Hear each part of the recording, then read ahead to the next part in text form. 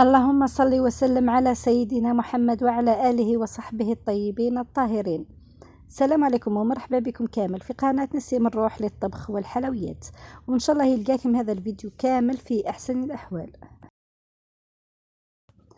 وكما راكم تشوفوا اليوم الوصفة نتاعنا ولا كما نقولوا تدبيرة خفيفة سهلة على السريع اللي هي عجة المرقاز ولا العجة التونسية بالمرقاز.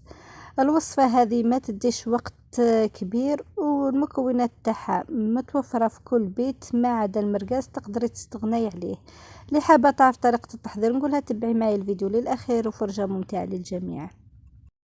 ونبداو بالمقادير نتاعنا. لهنا عندي كمية من المرقاز، اكيد راح يكون حسب افراد الاسرة. عندي مغرف صغيرة من الهريسة، نص مغرف كبيرة من الطماطم، توابل عندي الملح، فلفل الكحل، فلفل احمر، الكزبر والكربية. بالنسبة للخضرة عندي طماطم، بصلة والثوم والفلفل والبيض. اكيد المكونات هذه كامل راح تكون حسب افراد الاسرة وحسب الكمية اللي راح تستعمليها. وبالنسبه لطريقه التحضير، لهنا جبنا المقله حطينا فيها الكميه تاع المرقاز اللي رايحين نديروها. نقلي المرقاز نتاعي عادي، ما نضيف له لا زيت لا والو، يعني المرقاز ومن بعد راح يطلق لنا الزيت نتاعو.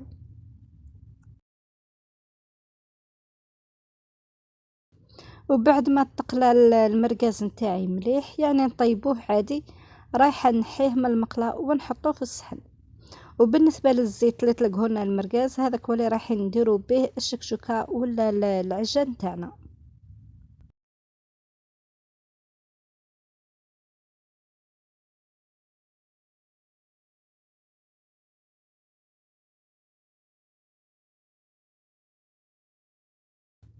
كما قلت لكم في نفس الزيت اللي قلينا فيه المرقاز، هذاك هو اللي راح نطيب فيه البصل نتاعي، نخليه يذبال مليح.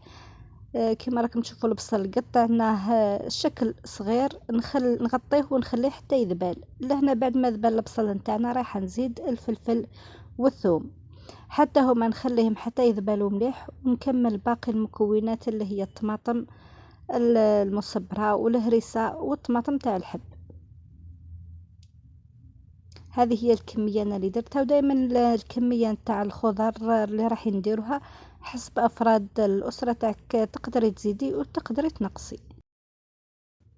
ولهنا بعد ما قليت شويه الطماطم اللي كنا ضفناها في الاخر، راح نزيد شويه من الماء. الكميه هذه راح تكفي، هي اللي راح نطيبوا فيها الشكشوكه نتاعنا.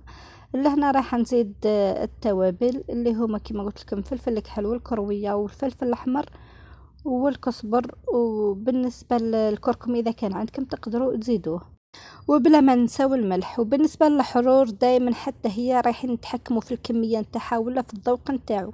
حبيتوا العجة تاعكم تجيكم حارة زيدوا الكمية تاع الحرور، حبيتوها تجيكم مش حارة نقصوا كمية تاع الحرور. أنا بالنسبة لي لهنا نحبها تكون حارة. نغطي الشكشوكة تاعي ونخليها تطيب. بعد ما طابت الشكشوكه نتاعنا، لهنا راح نحط الكعبات نتاع المرقاز اللي كنا قليناهم في الاول، وراح ندير البيض بالشكل هذا ولا بالطريقه هذه. نزيدو نغطيو على الشكشوكه نتاعنا ولا العجه نتاعنا ونخليوها طيب. بالنسبه للطياب تاع البيض اكيد راح يكون حسب رغبتكم، حبيتو تخليوه نص طياب ولا طيبوه كامل. لهنا كما راكم تشوفوا العجه نتاعنا راهي واجده. لهنا رافقتها مع الكسرة تاع الخميرة ولا المطلوع، وان شاء الله الوصفة هذه تنال اعجابكم. وصفة كما قلت لكم في بداية الفيديو سهلة وسريعة وما تديش لا وقت لا مكونات، والبنة اكيد راح تكون بنينة. هنا وصلت لنهاية الفيديو، ما بقى لي غير نقول لكم دمتم في رعاية الله وحفظه، تهلاو في رواحكم، والى الملتقى في فيديو اخر ان شاء الله. والسلام عليكم ورحمة الله تعالى وبركاته.